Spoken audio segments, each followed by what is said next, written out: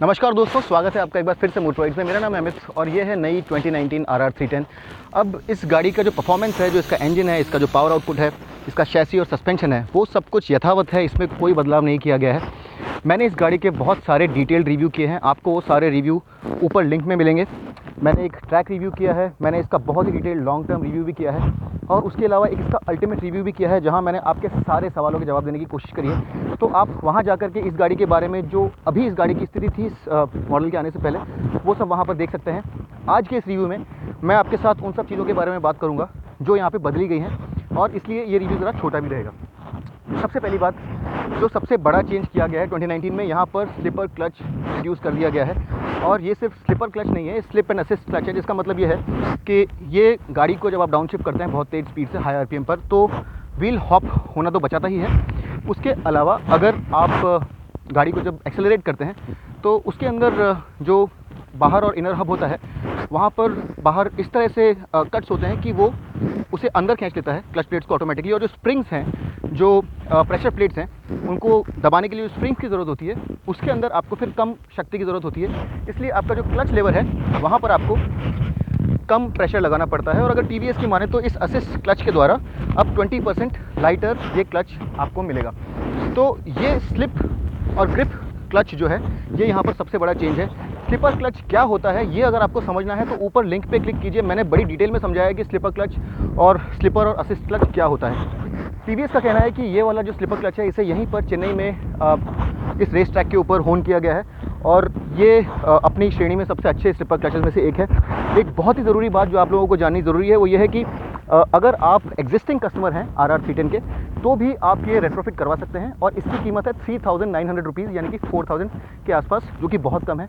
TVS ने ये ensure किया है कि अगर आप एग्जिस्टिंग कस्टमर है तो आपको बहुत ज़्यादा कीमत ना भरनी पड़ी और ये जो चेंज है, ये आप इसका लाभ उठा सकें। इसके अलावा कुछ और छोटे मोटे चेंजेस जो TVS ने इस गाड़ी में पहले से करने शुरू कर दिए थे, ताकि जो शिकायतें थी छोटी मोटी कस्टमर्स की, वो दूर हो जाएं, मैं उनको भी ज़रा एक बार आपको बताना चाहता हूँ। तो ये जो बार एंड वेट्स हैं, ये ज़रा बड़े हैं और ये कुछ पहले वाले कस्टमर्स की गाड़ियों पर भी लगाए गए हैं ताकि वाइब्रेशंस ज़रा कम हो जाए।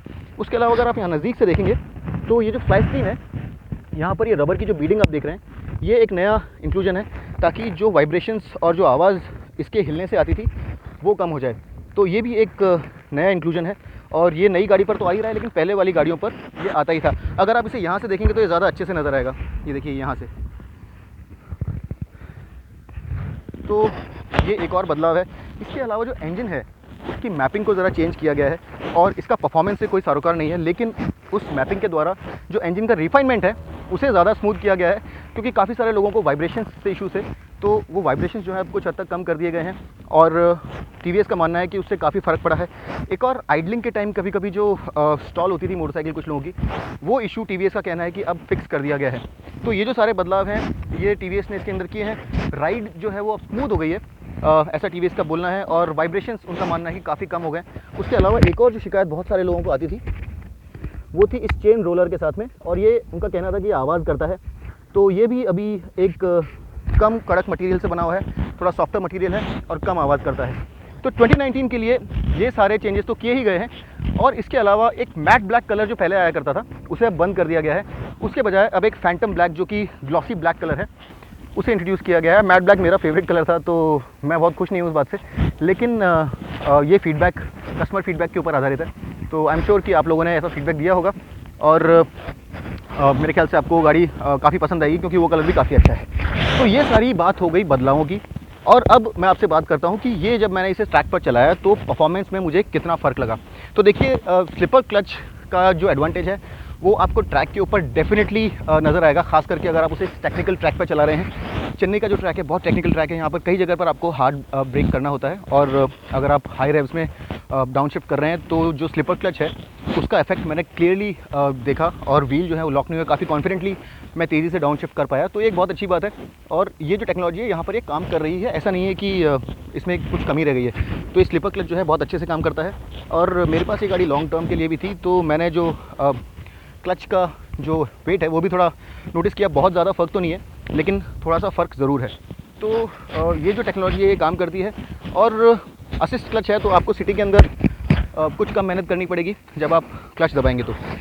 इसके अलावा जो परफॉर्मेंस है वो जैसा था पहले वैसा ही है, एक्सेलरेशन बिल्कुल वैसा का वैसा है, वहाँ पे कोई फ़र्क नहीं है, इल्यूमिनेशन वैसा का वैसा है। उसके अलावा टीवीएस का कहना है कि ड्यूरेबिलिटी के मामले में कस्टमर्स की कुछ शिकायत थी, तो वो भी कुछ छोटी मोटी चीज़ें जिनका उन्होंने नाम नहीं लिया है, लेकिन उनका कहना है कि ड्यूरेबिलिटी जो है वो भी उनने कुछ पार्ट्स की बढ़ा दी है ताकि जो कस्टमर की छोटी मोटी कंप्लेंट्स भी थी उनका भी निवारण हो सके।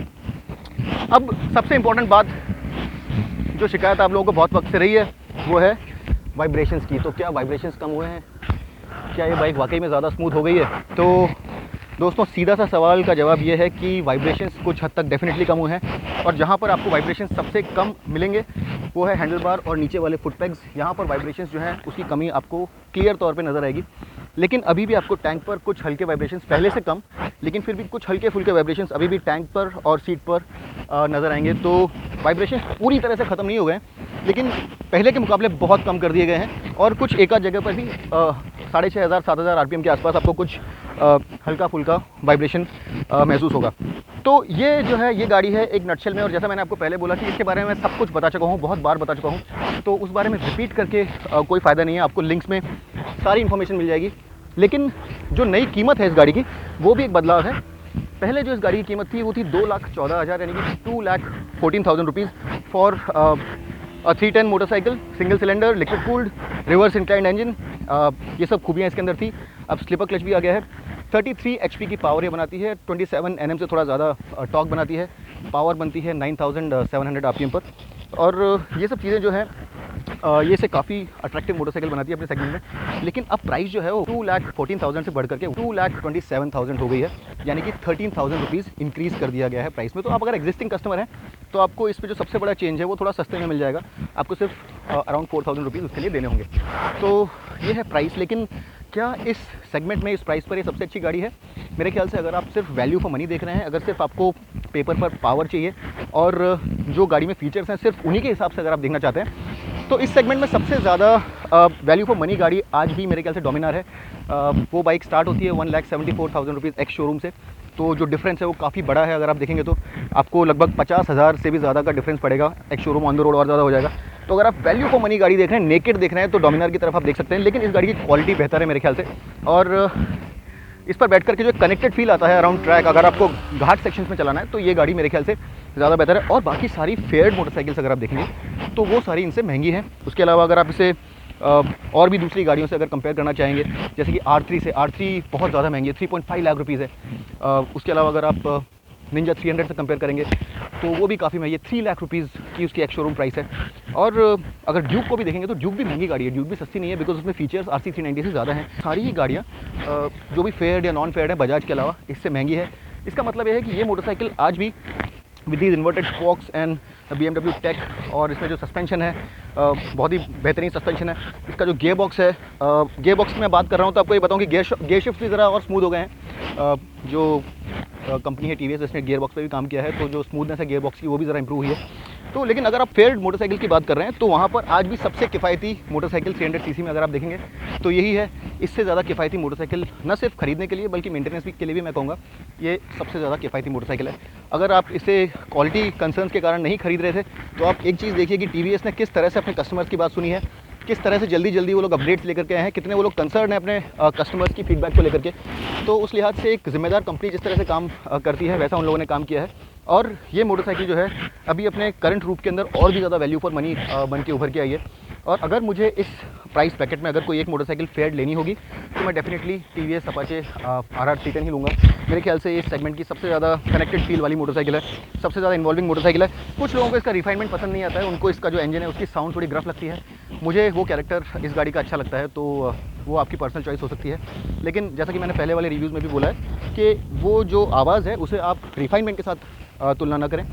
वो जो इंजन की आवाज़ है वो कुछ ग्रफ है, लेकिन वो इसका मतलब ये नहीं है कि वो गाड़ी रिफाइंड नहीं है। तो मेरा रिकमेंडेशन है इस गाड़ी के लिए आपको, अगर आप इस सेगमेंट में गाड़ी खरीदना चाहते हैं तो बेशक इस गाड़ी की टेस्ट राइड लें, और ये आपको बिल्कुल निराश नहीं करेगी, और इन नए फीचर्स के साथ, नए इंप्रूवमेंट के साथ ये आपको और भी ज़्यादा अच्छी वैल्यू देगी। अगर आपको ये वीडियो अच्छा लगा तो आप सब्सक्राइब कीजिए मोटराइड्स को, हमें इंस्टाग्राम पे फॉलो करें, फेसबुक पे फॉलो करें, वो बेल आइकॉन दबा दें यूट्यूब के ऊपर, ताकि हमारे सारे वीडियोज़ आपको इसी तरह से मिलते रहें। और अगली बार तक के लिए मैं आपका दोस्त अमित आपसे विदा लेता हूँ।